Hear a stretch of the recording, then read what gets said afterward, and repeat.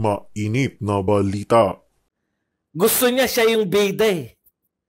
Gusto niya siya yung nagsabi na kinukontem kita, samantalang narinig ng buong Pilipinas na ang nagpakontem kay Lacanilaw si Imee Marcos. Ikukontem mo rin naman pala, pinahaba mo pa, baka nagpaalam pa sa amo. Mahirap talaga yung nangangamuhan, no, Chis, no?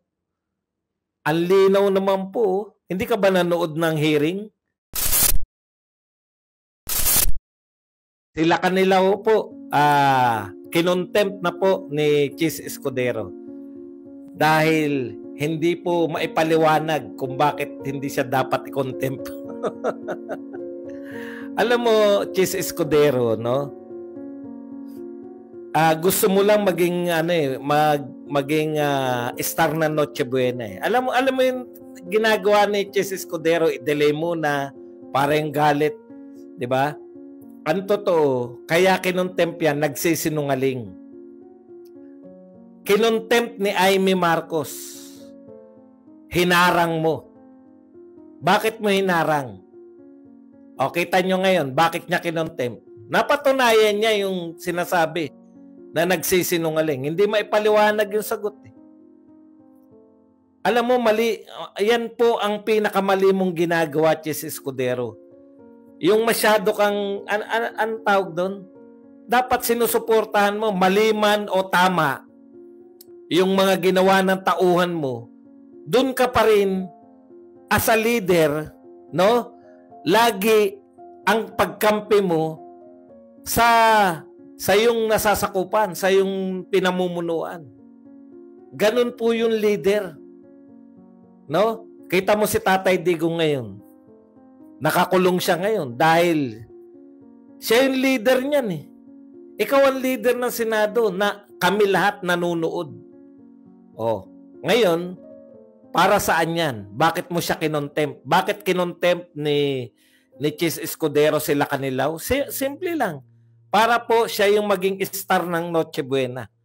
O, di ba? Ngayon, sa ano po lumalabas ngayon? Wala na pong Imee Marcos na nag-contempt. Ang nakalagay na po, Ambassador Lacanilaw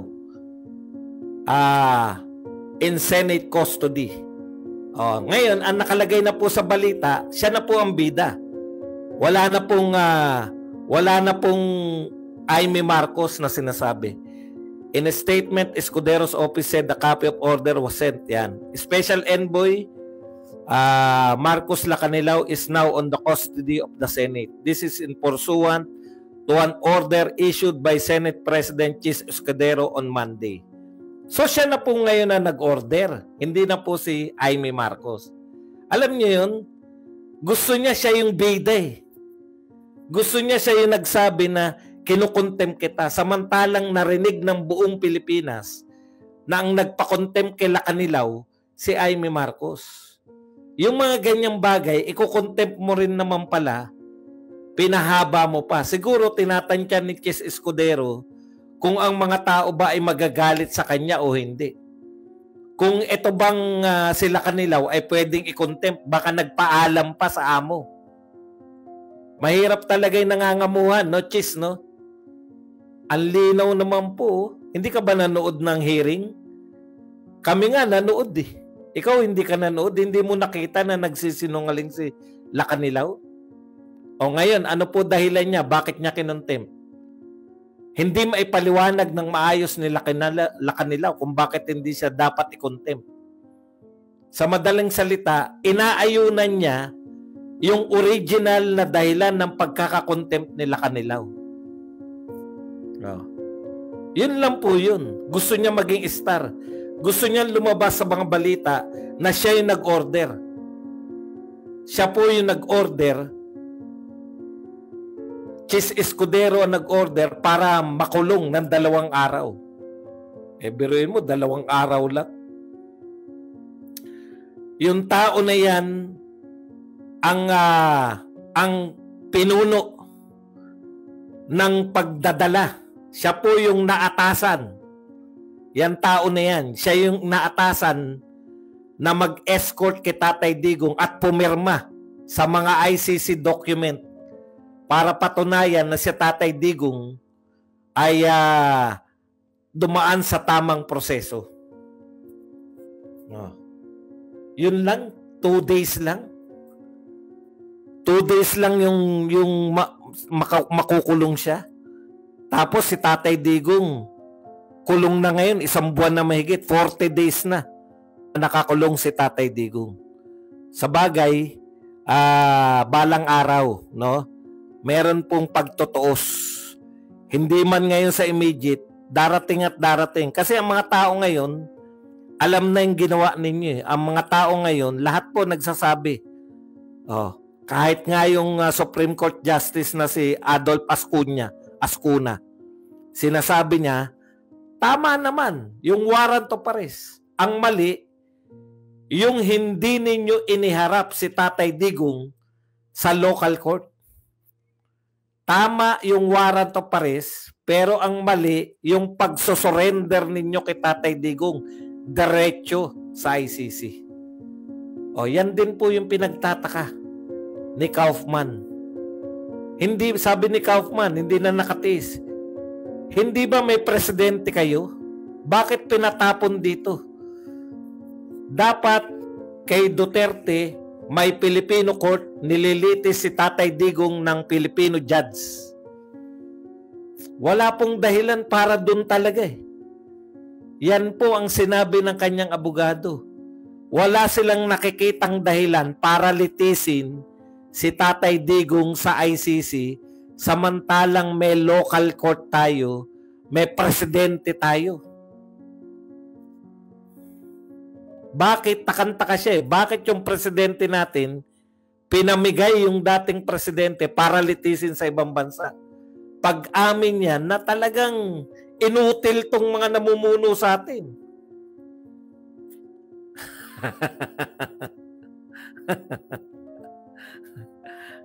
Opo, totoo yan. Speaking of monitor. Meron na naman po sinampahan. Grabe, no? War against ang nangyayari kay Tatay Digong, mga totoong problema eh. Sa totoo lang po, nung presidente si Tatay Digong, kaya siya minahal ng tao, mga totoong problema yung nilulutas niya. War on drugs, totoong problema. NTF-ELCAC, National Task Force to End Local Communist Insurgency.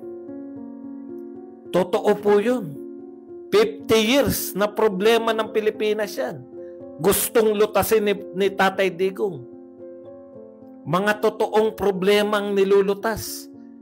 Dito po, NBI, muling nagsampa ng kaso. Sinampahan po ng reklamo ang 4 na namang vlogger. Diyos ko. Kahit po, no? Tapos, ibabalita na po yan lahat. Ayan na, sinasampahan na kayo ng kaso. Alam niyo po, una, wala pa tayong batas against fake news. Ano po yung kakaso niyo ron? Kung fake news yung batayan nyo ng ikinakaso nyo. Bakit po nakatutok kayo sa vlogger? Yun yung pinoproblema namin eh. Dahil vlogger ako.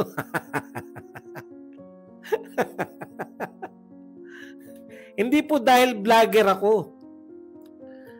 War against fake news. Wala pong, ang solusyon po, ibig sabihin, matagal na po. Panahon po ni Tatay Digong, may mga tumitira din po kay Tatay Digong. May mga fake news din po kay Tatay Digong. Pero wala pong epekto yan dahil nagtatrabaho si Tatay Digong. Nilulutas niya yung mga tunay na problema. Kaya kahit na anong fake news nyo kay Tatay Digong, teka pala, ano ba yung pinifake news dito sa presidente na to? Kayo gigil na gigil. O kaugnay po yan ng mga splice daw po. Splice daw po ng mga sinabi. Ano po ba nangyari nung tinapay o? Kaya po tayo mga kapatid, pwede po ba wag po kayong Huwag na kayong share ng share pag hindi nyo po alam kung saan nanggaling. Kasi po, mainit talaga itong mga to. Tapos sasabihin kayong vlogger kahit hindi kayo. Hindi ko naman alam kung sino yung mga vlogger na yan. Halos kilala ko na po yung mga pro-Duterte vloggers. Wala naman pong sinabi dun sa mga yun. Baka yung mga nag-share-share lang po yan. Kawawa naman. Mga pangkaraniwan tao. Nakakaano, no? Bakit masyadong mainit kayo sa mga vlogger? Yung mga vlogger naman, nagsasabi lang ng totoo. Ang dami pong pagkakamali ng mga mainstream media. Correct. Parang pag vlogger ka sa Pilipinas, lalo na pro-Duterte vlogger ka, bawal ka magkamali. Di ba? Kinakailangan, alam mo kagad kung fake news o hindi. Naglipa na po yan. Pag sinare mo ba yan? Okay. Nakakaawa po, no? Kasi hindi ko maintindihan kung pag dinamdam mo talaga yung mga ginagawa nito mga to. Si Claire, si Auntie Claire po, kailan nyo po huhulihin? Nagsabi siya, fake news peddler si Roque. Yun po ba ay news, yun po ba ay katotohanan o opinion niya lang? Ang pagkakaiba, PCO siya. Eto ngayon, taga-gobyerno siya. Pero mo sasabihin mo, mamaliitin mo yung mga krimen, isolated lang daw yan. Napakarami namang isolated na yan. Tignan nyo po yung sinasabing isolated. Isa-isahin po natin. Ngayon lang pong araw na to. Ano-ano po yung mga isolated crime? Meron pong Korean, meron pong Koreano na napatay. Ayun pala hinablot lang ng laban. Yan. Allergic yung mga yan sa mga nanlaban eto pa po. 5 empleyado ng isang panaderia. Yan, namasaker sa Antipolo. Alam niyo po, nung panahon ni Duterte, wala na po itong massacre na to. Pinutukan po sa SJDM. Anong tawag doon? Iced tea? Hindi, may tawag doon sa iniinuman nila. Balita yan, Auntie Claire. Baka, ito po, 5 lang nakalagay rito sa DCRH DCRH, kulang kayo Ayan po, balita po, dumating na yung family ng napatay na Korean. Napakasakit para sa family niya. Ito pa po. Sikat na sa South Korea. Turista, hinablot ang bag, binaril, patay. Turista po yun. Tapos, meron pa po. Rider. Rider. Sinaksak ng pasahero. Auntie Claire, hindi mo ba nakita? Kasalanan niya yung media. Lumalabas naman si Auntie Claire, wala naman nakikita Kayo talaga pinutukan sa milk tea. Yun, hindi iced tea, milk tea. Correction. Thank you po sa correction. Iced tea po, milk tea po, hindi po iced tea ang kita mo. Sunod-sunod po yan. Ngayong araw lang po balita yan na iba pa yung kahapon. Kaso nga, lumabas si Auntie Claire, wala naman po nakita.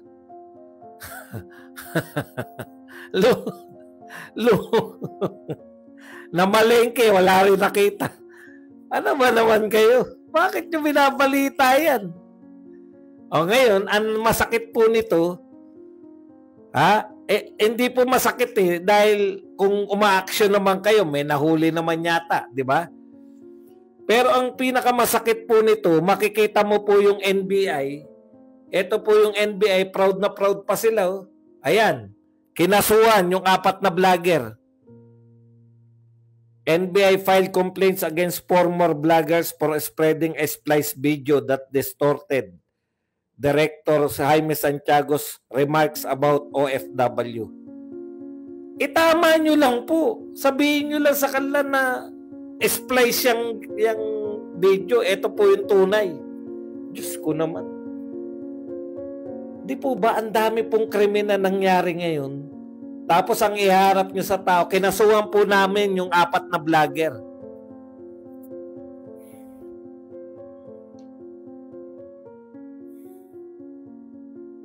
Show cause order. Meron pa pong balita ngayon. Balita po kay Camille. Camille, nananay. Pero duda si Auntie Claire. Bakit? Nakita ba niya? Ayun naman, no?